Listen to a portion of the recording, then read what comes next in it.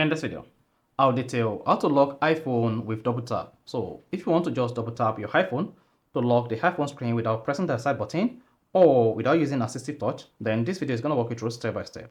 So if you don't know this video, you found this helpful and informative, please don't forget to like and subscribe. Now, to lock your iPhone with double tap, all you just need to do is go to your iPhone settings, and on the settings page, scroll down and click on accessibility. Under accessibility, scroll down and click on touch. Now once you tap touch, just need to scroll down. Click on back tap. Then here you have two options available here. There is double tap and triple tap. Now to double tap and lock your iPhone screen, just click on double tap. Then while on this page, you need to scroll down to system, and then under system tap lock screen. Then once you tap that, hit the back button, you can now return back to your iPhone home screen. And now when next you want to lock your iPhone, just turn to the back of your iPhone, then locate the Apple logo and click on it twice. Is that? That is going to lock your iPhone screen.